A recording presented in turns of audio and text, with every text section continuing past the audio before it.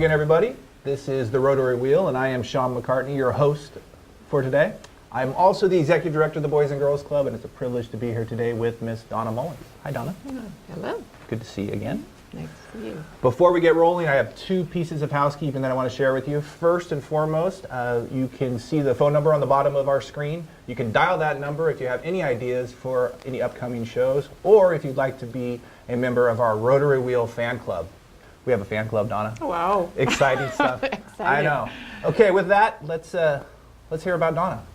Well, I've been with Rotary for approximately 2.5, 3 years. So I'm a pretty new person to this great club.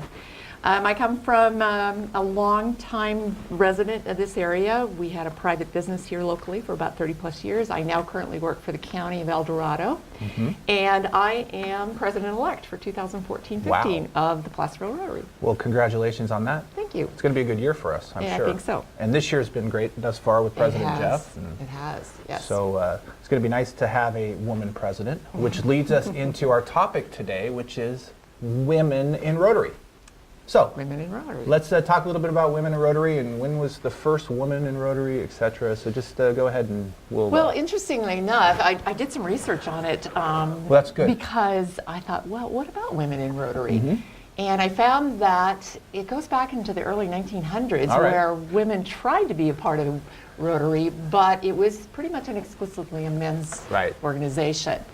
And that continued on through the 50s and 60s, and wasn't until 1987 or something, after a lot of court cases, that the Supreme Court actually told Rotary International that they had to allow women into their organization. And at that time, they went in and changed the resolutions and bylaws to include women in Rotary. Up until that point, women were just an auxiliary type of group. So a little over 25 years ago. Precisely. Crazy. Yes.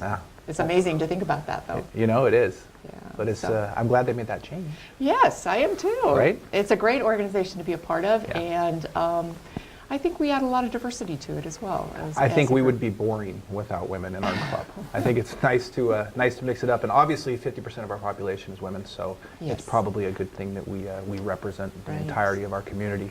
Any specific things you want to talk about with outstanding women that have been a part of Rotary, or something that you like about being in Rotary? Well, I think for me personally, it's allowed me to meet a lot of dynamic women in business locally, if not reaching out now. I've gone to a couple of meetings for other areas with other women in Rotary, and so that's been a very exciting thing to do too, is to get to meet these people, how they come to be in Rotary, what their backgrounds are, what their businesses are, and just how they've gotten where they are. Well, I know our district governor, Vicki, I mean, she's a very dynamic individual, and I'm sure you'll be working with her closely as you transition into your presidentship. When do you take over as president? What is our term? July 1. Okay. And goes through the 30th of June. So it's coming up. So I'll be attending a couple of president-elect trainings. Okay. One actually is coming up this weekend, and then there will be another one in March. All right. So it'll be exciting to meet a lot of other women, I'm sure, that'll be a part of those. Definitely. So as you take over the mantle as our president here in about 5 months, what are some things that you would like to focus on as we head forth into the 14-15 year? Well, we have our two big fundraisers, which we obviously will continue to do that, and I'm hoping just to make some more enhancements to those areas, just to fine tune it and bring it around to make it an even bigger and more enjoyable event for the community, because after all, that's where our support comes from, is from the community. Definitely. I'm hoping to increase our membership, as Jeff has been trying diligently, and we've all been helping with that this year. We've had some pretty good success with that thus far. Yeah, we have. And I'm hoping to try and maybe reach out to get a few more women involved. Matter of fact, we now have a new member coming on, and it is a woman in the area, so that's going to be exciting. How many women do we have in our group? Actually, let's see, there's like 5 of us. Yeah. Yeah, there'll be 5 of us. Okay. Yeah.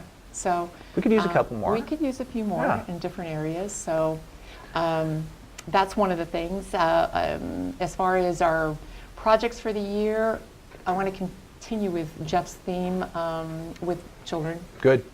And families. Another little caveat to that is I'd like to reach out to our aged population. Interesting. I like that. Yeah, I think that, sometimes they get forgotten. And we as a community need to support them as well. And so kind of looking at little pieces of that. Well, I think we could do some cool kind of partnering with kind of My Boys and Girls Club. We could use our kids from the club and go and reach out to some of the seniors. That would be amazing. I mean, I think there's some real good potentials there. Yes. What I love about Rotary and what I find that it's really exciting for me to be a part of is just the diversity that comes to the meeting, and just people from all different backgrounds bringing different things to the table. And I think what comes out at the end of the day is we have an ability to really make some dramatic gains in this community and to really make an impact. I couldn't agree more. And you see that impact, all the time. Yeah. And so these projects that we do, these fundraisers that we do, they all are, the end result is to make our community better. And what I love about this community is just, it's so tight-knit, and people really care about each other. And I'm from the Valley, I'm from Tracy, and it was tight-knit for a while when I was little, but as I grew up, it blew up. Lots of people moved in, and it just changed. And it's nice to be able to still know your neighbors and still know exactly. And it I just think it's a cool thing that we're able to be a part of. And I think that one thing that makes our Rotary strong is that every Thursday the faces that you're going to see, and that those people are going to be there, and that we're going to try to do good things. So. Oh yeah, and with our group in particular, everybody's so committed. Totally committed to our organization and to our community and the things that we can do to make an impact on that community. Yeah. And it's interesting you mentioned the boys and girls, including them in some of these projects. I also want to include our Interact group, because we do have an Interact group. Right. And I think those students would play a great part in that as well. So it'd be great to integrate them with the Boys and Girls Totally. Club. And we could do younger kids and little older kids. I want you to talk a little bit about Interact, because you do a super job with Interact, and I think it'd be good to share with the millions that are watching. There's not really a million watching, don't get nervous. Going a million? Right. I'd like you to share kind of with Interact and what you're doing with that group and what they do. Okay. This year, Jeff had asked me to be the advisor for the Interact group, and our group is focused on El Dorado High School.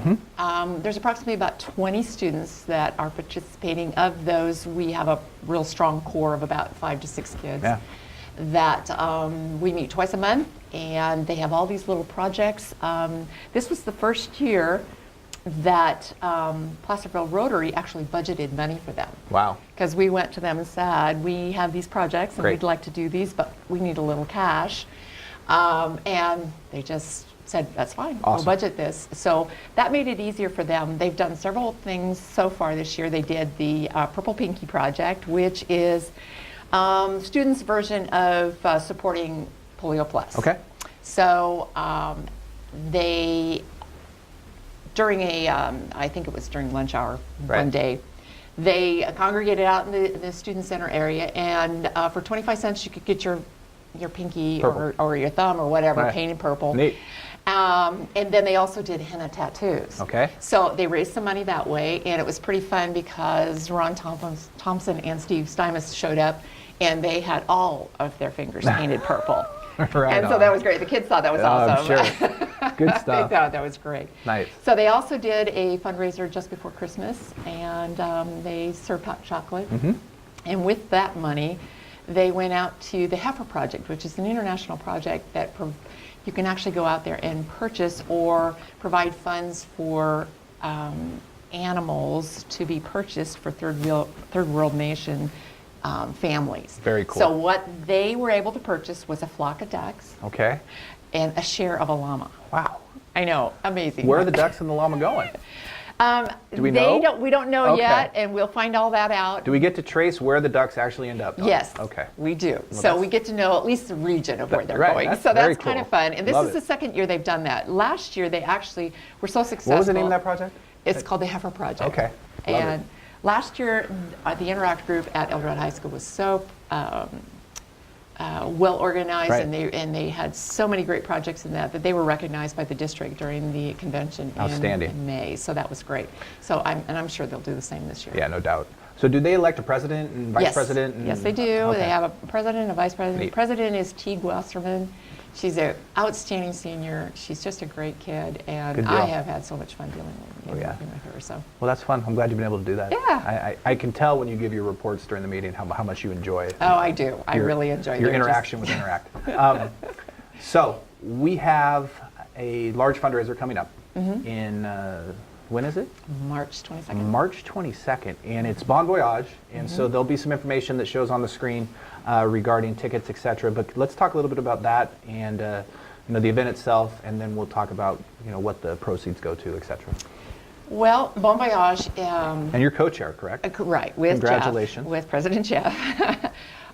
There's a debate as to whether this is the 30-something. Every year it's like, no, it's, they can't decide on how many years we've been doing this. Well, but it's been 30 plus. Ed Matthews changes that number every time I talk with him, but he has been at every one. So, yes, he has. So depending on the day. Exactly. So anyway, it's 30 plus years that we've been doing this. This year the theme is California Dreamin'. Okay. So I'm sure there'll be a lot of surfboards and Hawaiian print shirts and hopefully maybe a really nice looking Woody Classic car. That'd be nice, right? Got a great band, great food, as always. There'll be the raffles as usual. We'll be doing the big raffle and all of that. And most of the funds that we do, in the past they've been targeted for Rotary Park, but since we're kind of winding that down, there'll be a lot of other things that we'll be looking at, such as Coats for Kids, doing the Toys for Tots. Great. We do every year. This last year we adopted 10 families during Christmas time, so all of those things will play into the mix. We're a big supporter of Boys and Girls Club. And any of, there've been new projects that'll be along. Well, I will say that the Coats for Kids was amazing this year. Yes, it was like 80 plus coats that you brought. And we took those 80 coats and gave them to all of our kids at the Placerville, Georgetown, and Pollock Pines site. And there's nothing like seeing a kid who gets a new coat. And just last week I went up to Pollock Pines and I saw Jackson, who's a little 7-year-old, who has some challenges, and he came up to me and he was so excited, and he had his coat on. I don't think he's taken his coat off since he got it. And he said, "Oh, Mr. Sean, I'm so excited to see you. Thank you for my coat." And so it's really cool what Rotary is able to do just for those kids and for all of these projects that we do. It's at the fairgrounds. I think it's a great venue. That part is a little bit different than other parties because we do the raffle, etc. I'm looking forward to it. I think it's going to be a great night. I think it's going to be a great night. And everybody always thinks that, any event like that is always a lot of work and it takes a lot of dedication. But I will say this club supports it 100%. And we get so much volunteer support in that when we do these events. Totally. So, yeah. Well, it's difficult to run these types of events unless you have a big group of folks that are going to help it. But it always takes a couple people leading the charge. And so thank you for stepping up and doing that. I know how difficult big fundraisers are. They take a lot of time. First-hand knowledge, don't you? But I also enjoy the end of the fundraiser when you're able to look back and know that it was successful for good reasons. A couple more things, and then we'll let you get back to what you're doing. I want to circle back to the Women in Rotary real quick. And do you find, in your position now, stepping into a leadership role, so you're going to be president. Do you find that, just 25 years ago, there weren't any women in Rotary at all, and now, you're going to be a president. Do you take special pride in that now, or is it just something that you do because you're you? And do you hear what I'm saying? I hear what you're saying. I do take a little pride in it because, obviously, the club is willing to support me to do this, so they have the confidence that I'm going to be able to do that. But for myself too, it's a great learning experience, a great way of expanding in my ability to work with others and to have an effect on what goes on in our community and even beyond that. So for that aspect, I'm excited about it. Super. And I'm hoping that I will be able to make a good president. I have no doubt.